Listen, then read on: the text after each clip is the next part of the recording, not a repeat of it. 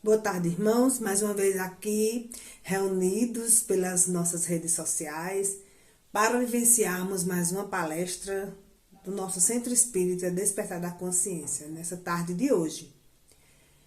Pedimos agora a presença dos irmãos espirituais, através da prece que irei proferir. Mestre Jesus, amigos da espiritualidade, irmãos espirituais que nos acompanham na nossa casa, irmão Abdu, mais uma vez estamos aqui reunidos para mais uma palestra pública na nossa tarde de hoje.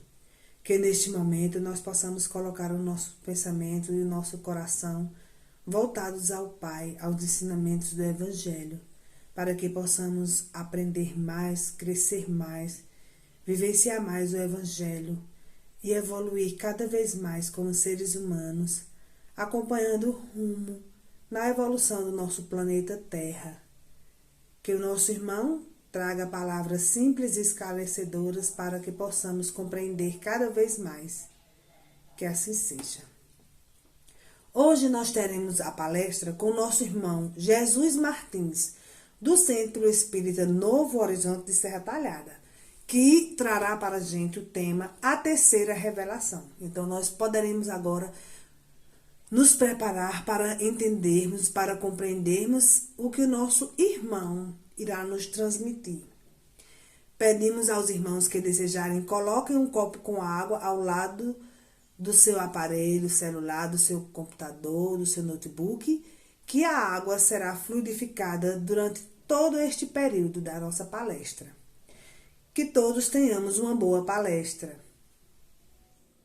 Olá, meu nome é Jesus Martins, eu sou filiado ao Grupo Espírita Novo Horizonte, Serra Talhada, e vim trazer algumas considerações nesta oportunidade a respeito das 3 revelações de Deus para a humanidade, com foco na terceira revelação, que é o Consolador Prometido, a doutrina espírita. Então nós podemos dizer que Deus se revelou para a humanidade terrena em 3 grandes momentos. Historicamente falando, o primeiro momento é o momento em que a humanidade terrena se encontra na infância espiritual e Moisés é o espírito escolhido para conduzir o povo hebreu, que é o povo escolhido para cuidar do segmento religioso para a humanidade. E Moisés vem e a marca dessa fase da evolução espiritual da humanidade terrena, a lei divina pelos 10 mandamentos. Nós sabemos que Moisés precisou elaborar um conjunto de leis civis, mas a marca da revelação divina é a marca grafada, literalmente grafada, nos 10 mandamentos. E os detalhes disso, que a gente não vai focar nesse ponto, os detalhes disso os interessados podem encontrar no Antigo Testamento, em diversos livros do Antigo Testamento, mas principalmente no livro Levítico, que, no nosso entendimento, é o livro que conta a saga do povo hebreu. E ali está narrado os costumes, mas está narrado também o momento dos 10 mandamentos, em que situação isso se deu. Essa primeira revelação de Deus para a humanidade contou com a participação, com a seleção de um indivíduo chamado Moisés. Claro, ele teve muitos auxiliares. E essa revelação ela se deu para um povo, que foi o povo hebreu. E aí estava caracterizada a infância da humanidade, a infância espiritual da humanidade. Cerca de 1500 anos depois, eu digo cerca de 1500 anos porque há divergência entre os historiadores. Alguns dizem que foi um pouco menos, outros dizem que foi um pouco mais, mas a verdade é que, por volta de 1500 anos, depois de Moisés, Jesus vem. E ele vem trazer uma segunda revelação para a humanidade. Dessa vez ele não envia mais um missionário, vem ele próprio. E esse momento é o momento do Evangelho, do Evangelho, que significa boas novas, boas notícias, boas novidades. E o livro que vai marcar essa segunda revelação, de fato, é o Novo Testamento.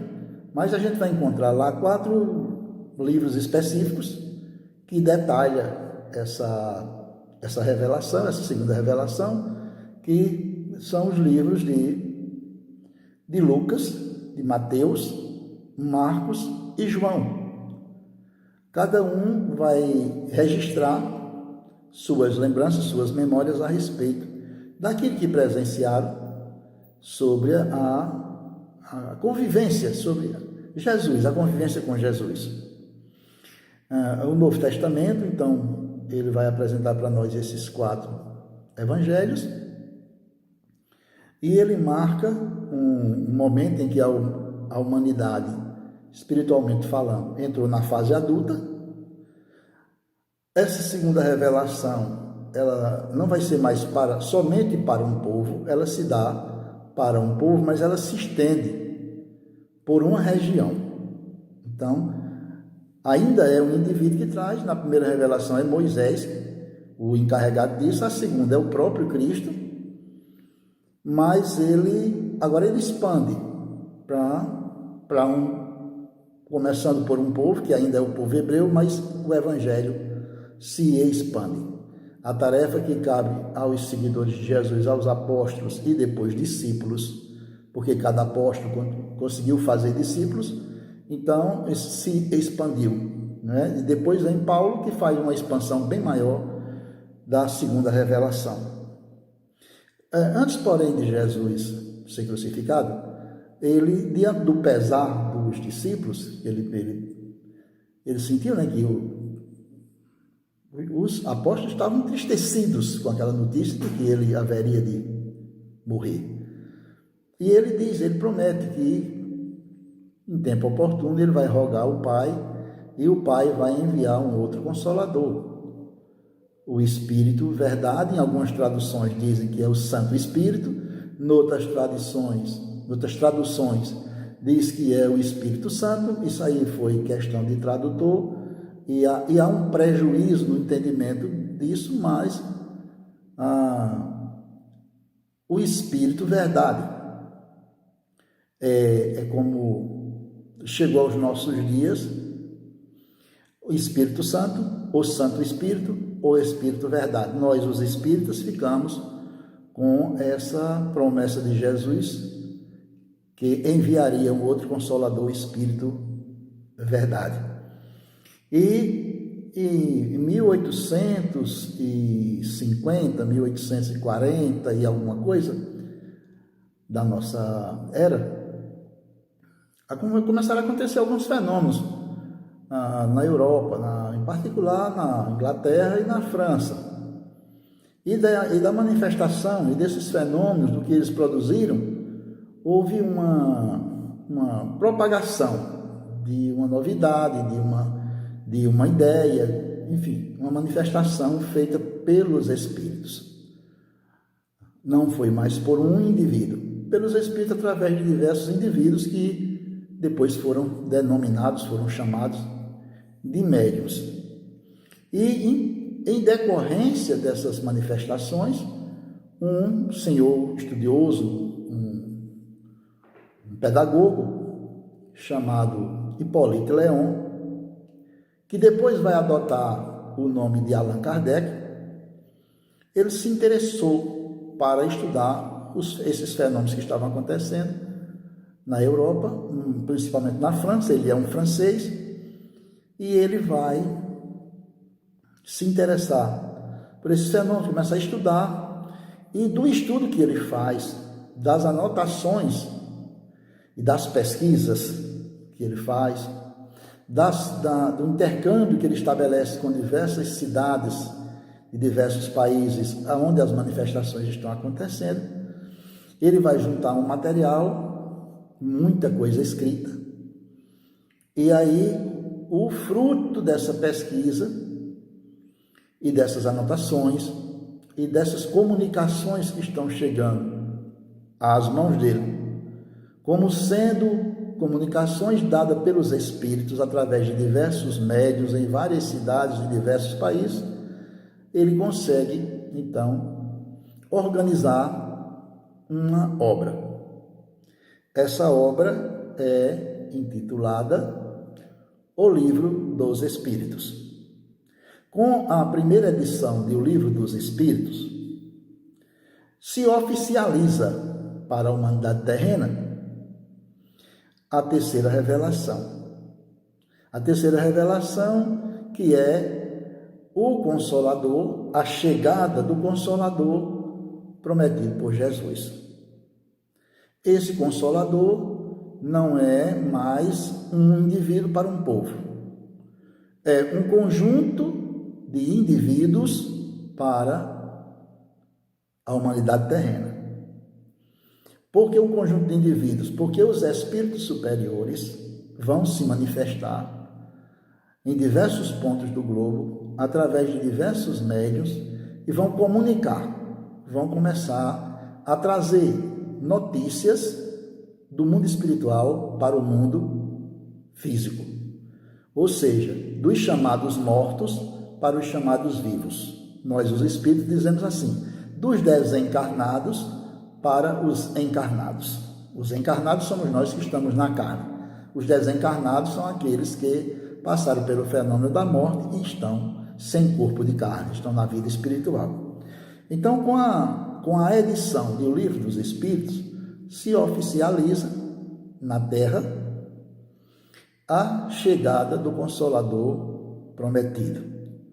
Um conjunto de espíritos muito conhecido da humanidade terrena, que é coordenado por um espírito seus superior, e que deu o nome, que assinou com o nome Verdade. Então, Allan Kardec passa a ser o missionário encarnado, que vai receber, coletar todas as informações, fazer um estudo sobre elas, fazer triagem de material, elaborar obras, livros, e, sob a coordenação dos espíritos, sob a orientação dos espíritos, oferecer para a humanidade uma nova doutrina. Pois bem, essa doutrina, que nós chamamos de doutrina espírita, ela chega para a humanidade num momento que a humanidade entra na maturidade. Então, espiritualmente falando, nós estamos vivendo uma época de maturidade espiritual. E a doutrina espírita, ela vem nos trazer uma contribuição grandiosa para que a gente atinja a nossa meta. Segundo a doutrina espírita e os espíritas, nós somos espíritos imortais. Vivemos em outras oportunidades, outras existências, e estamos novamente aqui, na carne, para o processo de aperfeiçoamento espiritual. As reencarnações, elas são necessárias para esse processo de aperfeiçoamento espiritual. Ora nós vivemos no mundo espiritual, ora nós vivemos num corpo físico, num planeta. E é desse entrar e sair de corpos, ou nascer, morrer e renascer, que a gente vai progredindo sempre. Esse é o entendimento que os espíritas têm, porque é o ensinamento que a doutrina espírita nos passa. O Livro dos Espíritos foi o primeiro livro. Ele foi editado em 18 de abril de 1857. E depois ele tinha poucos questionamentos. Ele é um livro de perguntas e respostas. Mas depois, nos anos seguintes, Kardec foi inserindo novos questionamentos e obtendo da espiritualidade as devidas respostas. Hoje essa obra tem 1019 perguntas sobre diversos pontos do conhecimento humano. E desse livro ele é dividido em 4 partes. Ele é um livro só, com 4 partes. E cada parte resultou, por necessidade mesmo de um aprofundamento, de um detalhamento das questões, ele resultou em 4 obras. Cada parte gerou uma outra obra. E essas outras obras, ou seja, mais 4 livros, têm o nome de O Livro dos Médiuns, O Evangelho segundo o Espiritismo, outro livro, O Céu e o Inferno, outro livro, A Gênese. Pois bem, a doutrina espírita, ela traz profundas revelações sobre tudo aquilo que a humanidade quis saber, ao longo dos milênios quis saber. E os princípios básicos da doutrina espírita, esses princípios vão atender essas necessidades do ser humano. Quais são os princípios fundamentais? Existência de Deus, imortalidade da alma, pluralidade das existências, pluralidade dos mundos habitados e a comunicabilidade dos espíritos. Então, é interessante você abrir o Livro dos Espíritos. Quando você abre o Livro dos Espíritos, tem lá uma pergunta que é bem interessante assim, sobre Deus. A pergunta não é quem é Deus. A pergunta é mais profunda. Se ela fosse uma pergunta assim, quem é Deus? Então a gente poderia dizer assim, Deus é um velhinho com as barbas brancas, fica num lugar chamado céu, e ali ele observa a humanidade, toma providências, e aí cada um daria um conceito conforme seu fundamento religioso, o seu entendimento. Mas quando se pergunta o que é Deus, se pergunta sobre a natureza. A natureza. Então, se perguntar a mim, quem é você? Eu vou dizer assim, eu sou Jesus Martins, e posso acrescentar, moro em tal lugar, trabalho em tal lugar, sou da família X. Mas se perguntar, o que é você? Aí eu vou dizer o quê? Eu sou um espírito, estou encarnado, e posso acrescentar algumas informações da minha trajetória, se eu souber, dos meus objetivos, se eu tiver, como aquilo que eu sou, mas não como quem eu sou, porque a pergunta não foi quem eu sou, foi o que eu sou. Então é muito interessante, já começa por aí o Livro dos Espíritos, com um questionamento extraordinário. A respeito da imortalidade da alma, isso é um sentimento inato que a humanidade tem desde sempre. Desde os povos primitivos já existia um sentimento inato, quer dizer, que vem da natureza da pessoa, que nasce com a pessoa, que não é adquirido depois. Um sentimento inato de que a gente, pela morte, entra no outro estágio de vida. A alma não morre. Esse termo alma era muito usado no passado, muito usado. Kardec teve mesmo que criar a palavra espírito para poder não gerar confusão com algumas coisas que ele precisaria colocar na obra. Tem uma parte na literatura de Kardec vai explicar por que ele preferiu criar ou necessitou criar a palavra espírito. Porque alma era um termo muito genérico, se usava para muitas coisas. Ainda hoje nós usamos, né? A propaganda é a alma do negócio. Então, alma aí tem um sentido diferente, né? Mas quando a gente diz assim, a minha alma, né? A minha alma, então é algo que habita em mim. Aí já tem uma coisa mais parecida com o sentido espírito. E a alma não morre. Esse é o sentimento antigo, porque é nascido com o indivíduo, vem com o indivíduo. E a doutrina espírita, ela vai aprofundar, ela vai explicar, aprofundar tanto questões sobre Deus, sobre o que é Deus, e vai aprofundar, que é uma necessidade que todos nós temos de saber, né? Não é nem só uma curiosidade, é uma necessidade que nós temos, que a humanidade tem de saber, quer saber sobre Deus. A doutrina espírita acrescenta, ela revela algumas coisas sobre Deus. É óbvio que ela não revela tudo, porque sobre Deus não é, né, possível da gente ter uma compreensão profunda. Mas sobre a alma, a imortalidade da alma, sim, aí tem aprofundamento.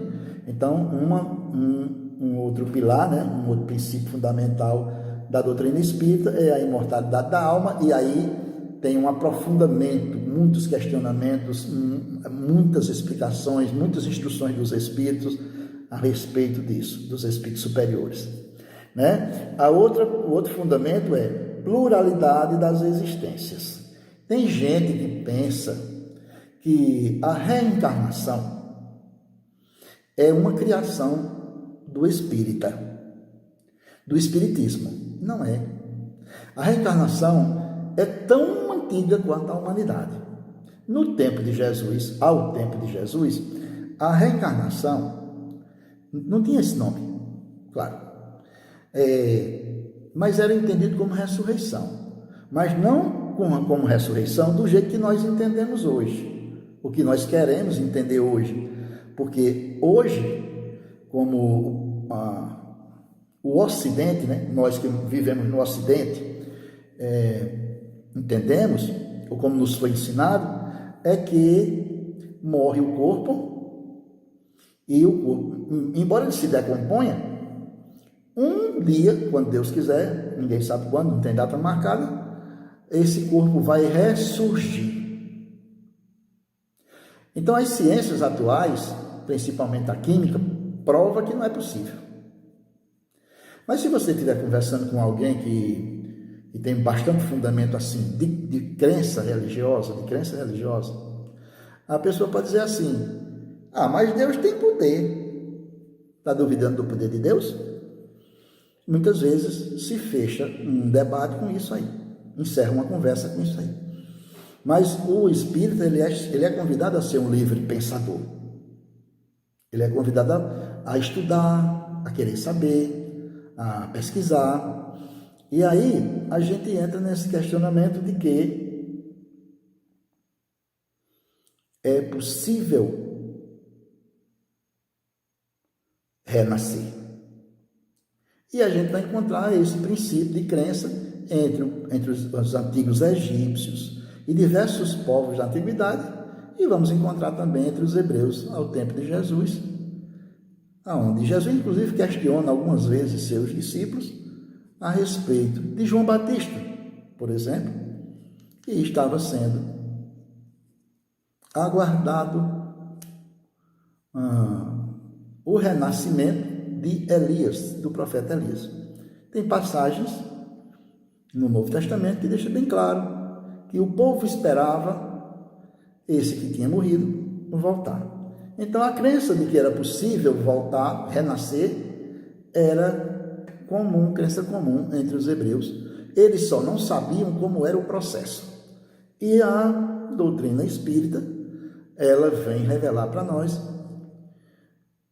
além de que é possível, de que acontece essas existências sucessivas, a pluralidade, né, as muitas existências, além disso, vem dizer como é que isso se processa. De uma forma lógica, toda embasada, toda apoiada pelas ciências atuais. Um outro princípio é a pluralidade dos mundos habitados. Faz tempo que a humanidade terrena quer saber se existe vida em outros planetas. Inclusive já foram enviados, né, várias espaçonaves e satélites e equipamentos e robôs, enfim, para fazer essa pesquisa. De vez em quando chega uma notícia, uma novidade, né, dizendo que, olha, a gente encontrou um planeta que tem características parecidas com a da Terra. É possível que lá exista vida. Então a doutrina espírita, ela vem dizer para nós que existe vida em outros planetas e detalha sobre isso e tem comunicações espirituais a respeito de alguns planetas do sistema solar onde existe vida. É população, habitantes. Pluralidade dos mundos habitados. E a comunicabilidade dos espíritos. A possibilidade dos espíritos, as almas dos homens que já viveram na Terra, aqueles que já morreram, de conversar com os vivos. No popular seria isso, né? A possibilidade de quem já morreu conversar com quem está vivo, de quem já desencarnou, conversar com os encarnados. Aqui no Brasil há bastante aceitação sobre isso, sobre esse tema, porque a gente já viu isso em muitas novelas, em muitos filmes, seriados, enfim, que mostra, através da mediunidade, os espíritos, as almas dos homens, se comunicando com os encarnados. Né? Então, esses são os princípios fundamentais. Fundamentais quer dizer aqueles princípios que dão base, né? Os basilares. É claro, nós vamos encontrar muitos outros princípios e revelações, porque a doutrina espírita é um conjunto de ensinamentos superiores trazido para a humanidade por promessa de Jesus, para quando a humanidade tivesse alcançado um grau de maturidade que pudesse compreender aquilo que ele, a seu tempo, não pôde dizer. Jesus sabia muito mais do que o que ele nos informou. Mas a gente não tinha condição, o povo não tinha condição de compreender naquele momento. Então, Jesus vai dizer assim, a respeito de Deus: Deus é bom, é amor. Ele vai falar de sintonia, dizendo que ele está no Pai e o Pai está nele. Jesus vai falar sobre a imortalidade da alma, mas ele principalmente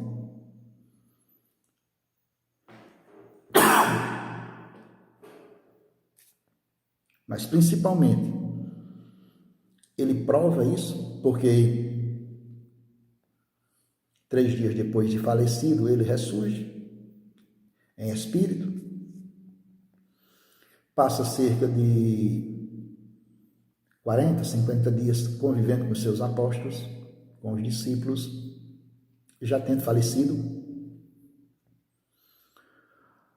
Né? Jesus vai falar sobre a pluralidade das existências, numa conversa que ele tem com o doutor da lei, que ficou bem famosa, onde ele diz assim a Nicodemos: necessário vos é nascer de novo. E Nicodemos, sendo o doutor da lei, compreendeu. Ele disse: mas como é que pode eu, que já sou velho, entrar no ventre da minha mãe e nascer de novo? Ele compreendeu. O que ele não compreendeu é o processo, como é que se dava. E Jesus não poderia explicar a ele, Jesus poderia, compreenderia, Jesus saberia, mas o cara não tinha como compreender, porque depois foi que nós viemos ter os conhecimentos de genética e das aulas de biologia nas escolas, muito tempo depois. A gente não sabia como era o processo de fecundação, não sabia detalhadamente como era o processo de ligação de um espírito ao corpo que vai nascer. Então, era preciso que a ciência se manifestasse lá depois, quando a humanidade já tivesse sedimentado esse conhecimento, encarado isso com naturalidade, e chegasse a alguma revelação nova, e a doutrina espírita traz essa revelação nova.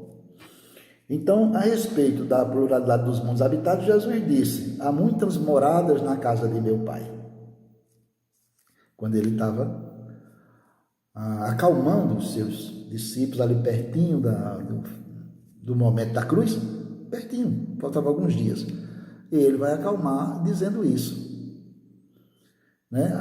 Eu vou antes preparar para vocês uma morada, um lugar, porque há muitas moradas na casa de meu Pai. Então, observemos que esses pontos fundamentais da doutrina espírita são aprofundamentos, são detalhamentos, vamos chamar assim, atualizações daquilo que Jesus sabia dizer, mas a humanidade não tinha condição de compreender. Agora nós temos, agora a doutrina espírita nos esclarece a respeito e detalha bastante. Então, quem tiver curiosidade positiva, que é aquela curiosidade que faz a gente buscar conhecer instruções, conhecer coisas que nos melhoram, que servem de ferramenta para o nosso aperfeiçoamento. Curiosidade positiva é isso que agrega valor espiritual, que nos torna melhores. O outro princípio, que é a comunicabilidade dos espíritos. Alguém diz assim: não, mas não é lícito comunicar com os espíritos, porque Moisés proibiu. Ora, Moisés viveu aproximadamente 1500 anos antes de Jesus.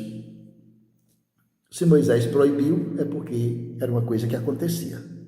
Então, ninguém pode dizer que os espíritos não se comunicam. Como é que Moisés ia proibir uma coisa que não acontecia?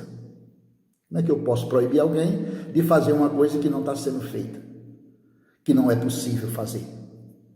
Se não é possível fazer, já está proibido naturalmente. Então, Moisés, ele proibiu porque acontecia. Por que Moisés proibiu a comunicabilidade? Porque as pessoas estavam usando esse dom levianamente. As pessoas procuravam os médicos para perguntar, por exemplo: meu casamento vai dar certo?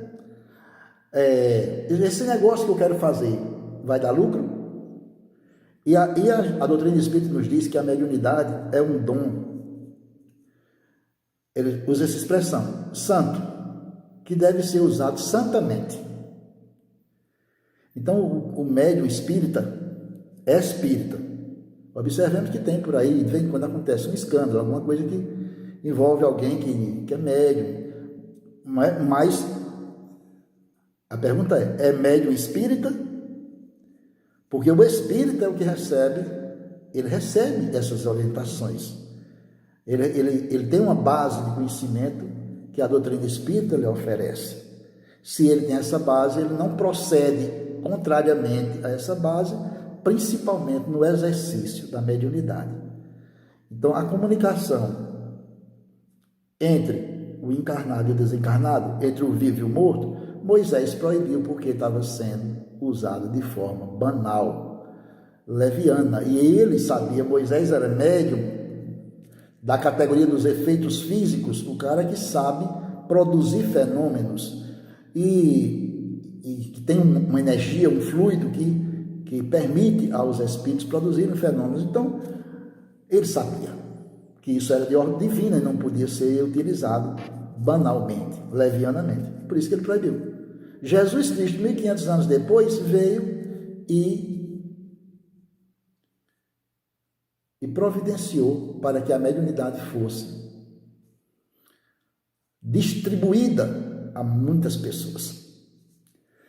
Daí a gente vai ter, por exemplo, o fenômeno de Pentecostes. quando a espiritualidade assim em cima como se fosse da cabeça deles, como se fosse línguas de fogo. Então, aí a gente vê a grandeza de Jesus, da sua bondade, da sua misericórdia, cumprindo a promessa que fez a nós de trazer em tempo oportuno uma outra revelação para a humanidade. O Espiritismo é uma ferramenta de grande valor para as pessoas que queiram utilizá-la em seu progresso espiritual, tornando-se, pela aplicação dos seus ensinamentos, tornando-se uma pessoa melhor para si própria, para a sua família, para a sociedade. Muito obrigado pela oportunidade. Que Jesus nos abençoe, nos ampare e nos fortaleça. E nos sustente no aprendizado e no exercício do bem, hoje e sempre. Muito obrigado a todos. Agradecemos ao nosso irmão Jesus Martins, que esteve conosco neste tempo de palestra, pelas suas belas palavras. Agradecemos pelo sua dedicação em nos transmitir tão bela mensagem. Queremos agora, neste momento, agradecer aos irmãos espirituais, a Jesus, nosso mestre, e a todos vocês que estiveram conosco, através da prece que iremos proferir para encerrar. Deus de amor e bondade, espíritos amigos que nos acompanham, que estiveram presentes conosco neste momento, agradecidos estamos por tão belas mensagens, por tantos ensinamentos, por essa doutrina maravilhosa que nos faz compreender, que nos faz entender e que nos faz evoluir cada dia mais. Que o nosso coração esteja sempre aberto, nossa mente sempre aberta para esses ensinamentos que vêm a cada dia para nos renovar. Que possamos neste momento e sempre ter o amor de Jesus no nosso coração, que as energias do bem estejam sempre conosco para que possamos fazer um trabalho de amor com todos os irmãos que necessitarem neste planeta. Que nós tenhamos uma semana de paz, de amor, de harmonia e de muita paciência, de muito aprendizado. Que possamos evoluir cada vez mais. Que assim seja.